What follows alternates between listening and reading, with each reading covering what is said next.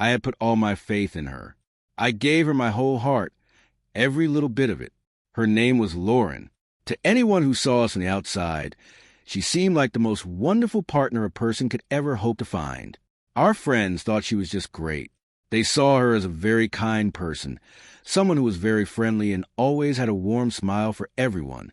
She was the kind of person who worked really hard to reach her dreams, and she always seemed to stay true to the people she cared about most. But as I sat there in the shadows and watched her climb into our bed very late that night, something deep inside my heart changed forever. It was a cold, heavy feeling. Part of me really wanted to lie to myself. I wanted to tell my heart that this was just one bad night, or maybe I was just seeing things the wrong way. I wanted so badly to believe that everything was still okay and that our life was safe. But the truth was sitting right there in front of me, and it was impossible to ignore. Her dress was only zipped up halfway, and she was missing one of her silver earrings.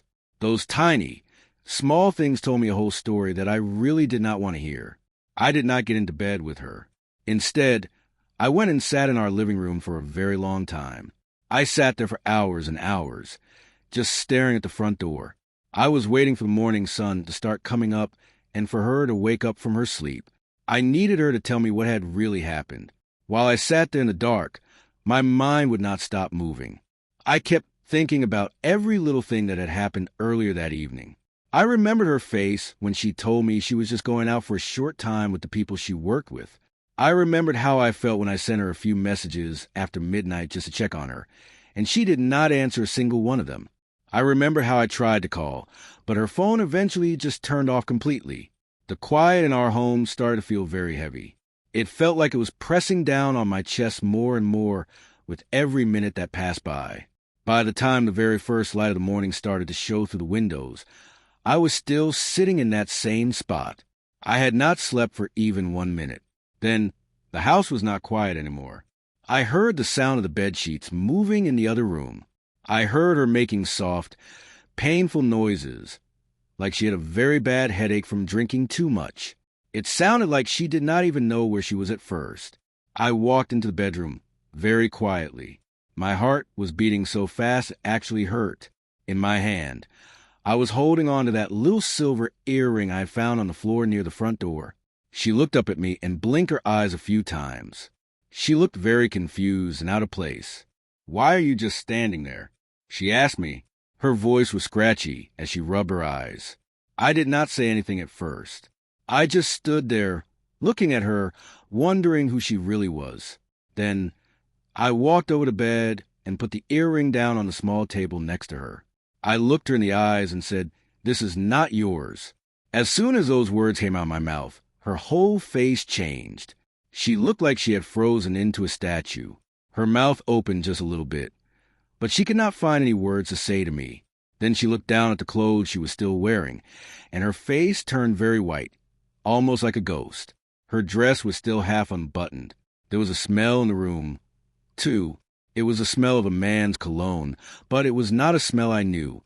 It definitely was not mine. In that one tiny second, she knew that I knew the whole truth about what she had done. She sat up in the bed and pulled the blanket around her body very tightly, as if she were trying to hide. I do not remember anything," she said with a very shaky voice. "We were out drinking. I did not let her finish what she was saying. "You must have what, Lauren?" I asked her. "Did you just fall onto someone else's bed by accident?" Tears started to fill her eyes and run down her face. But when I looked at her, I did not feel any sadness or even any anger yet. I just felt empty inside, like a hollow shell or a house with no furniture. She reached her hand out to touch me, but I took a big step back. "Please, David, just let me explain what happened," she whispered. I looked at her for a long time. I was searching her face, trying to find the woman I had loved for all those years. But I could not find her. All I saw was a stranger who had brought something very shameful back into our home. That morning, she did not move. She was not just frozen because of what she had done. She was frozen because she could finally see everything she had broken. She sat there on our bed, shaking all over. She covered her face with her hands, almost like she thought that if she hid, all the bad things would just go away. I wanted to say something to her. I wanted to say anything at all. but I could not get the words out of my mouth. Every time I took a breath, it felt very heavy. It felt like the air in the room was full of something bad because of the truth we both knew. I promise you, I did not mean for this to happen, she said while she was crying. It was just a big mistake. It was just one silly night. I let out a little laugh, but it was not a happy sound. It was a cold, empty sound. A mistake is when you forget our special anniversary, Lauren. I told her, but what you did, I had to stop myself before I got too angry. That is not a mistake. That is a choice you made. She looked up at me. Her eyes were very red and puffy from all the crying. We have been feeling so far apart lately, David, she said. You've been acting so cold to me. I thought you did not even care about me anymore. Those words hurt a lot. They felt like a punch to the stomach, but they were not a good enough reason to break a promise. So that is why you did it? I asked her very quietly. You thought I did not care, so you went and found someone else to care about you for one night? Her lips were shaking, and she did not have an answer for me. In that long, quiet moment, I finally learned something important. I learned the big difference between being sad and being disappointed. Being sad is a feeling that goes away after a while, but being disappointed is a feeling that stays with you. It stays like a bad shadow. She tried to reach out for me again. She said my name softly, like it still had the same meaning it used to have, but I stepped away again. Do not, I said, and my voice sounded very sharp. You do not get to touch me right now.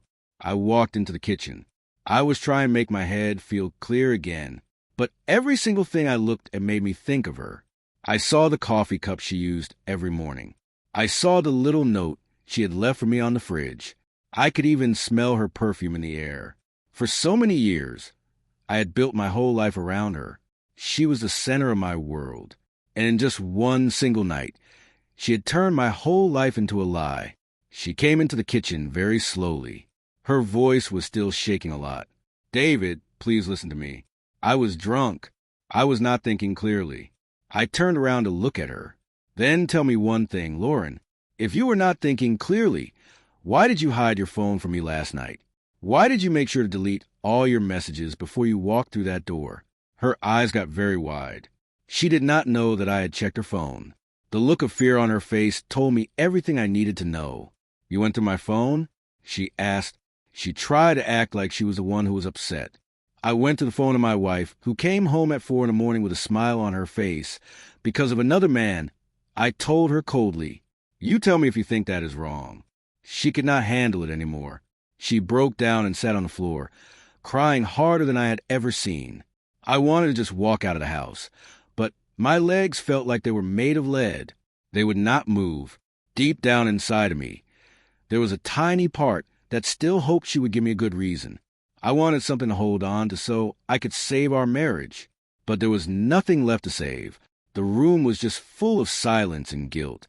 It felt like the smoke that stays in the air after a big fire has gone out. I stood there watching her cry. I realized that no matter what she said, she could not fix what was broken. The person I used to dream about was gone. Now, when I looked at her, I just saw someone who felt bad. But the longer I looked, the more I understood the truth. She was not sorry for hurting me. She was just sorry that she got caught. She wiped some of the tears from her face. Can we please talk about this later? She asked. I cannot think straight right now. I shook my head no. No, Lauren, you had the whole night to think. You had a choice to make before you ever went with him. You decided that having a fun night was more important than the promises we made when we got married. She looked down at the floor. She looked very ashamed, but I could not feel sorry for her anymore. I went to the closet and pulled out her big suitcase. I think you should go and stay somewhere else for a while, I said. Maybe that will help you think better. She started to panic. She grabbed my arm. Please do not do this, David. It did not mean anything. I was just drunk and being stupid. I pulled my arm away from her. If it did not mean anything to you, then why does it hurt me so much? She started sobbing even harder. David, I love you. Please do not let our life end like this. I looked at her, and my heart felt like it was breaking into 1,000 pieces. It was a pain I cannot even describe with words. Our life ended the moment you decided that another man was worth taking my place, I said. I walked away from her. My chest felt like it was burning with a mix of being very mad and being very sad. Later that night, I sat on the sofa all by myself. I was looking at a picture of us on our wedding day. The smiles on our faces in that photo felt like a mean joke. I remembered all the times my friends said things about her, and I defended her. I remembered all the times I chose to ignore the nights she came home late or the trips she took for work. I remembered all the times she was quiet and did not explain why. Maybe deep down in my heart, I always knew something was wrong. I think I just did not want to believe it was true. The next morning, she packed up all of her things. She was very quiet. There were no more words for us to say to each other. The only sounds in the house were the sound of her suitcase zipping up and the sound of the door closing. When she walked out, I did not try to stop her. Many weeks went by. The house felt much emptier than it ever had before. But in a strange way, it also felt very peaceful. One afternoon, I saw a letter in my mailbox. It was from her.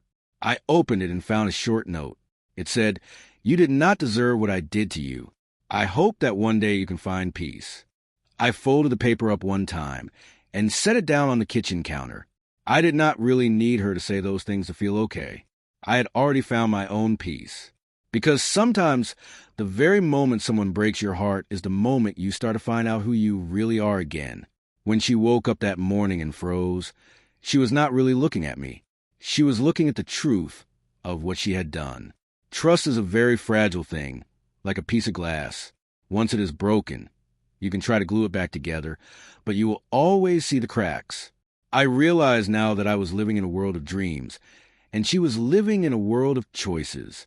I choose to move forward now. I choose to be the person who stays true, even when the world feels cold. The silence in the house is no longer heavy. It is a quiet space for me to breathe and grow.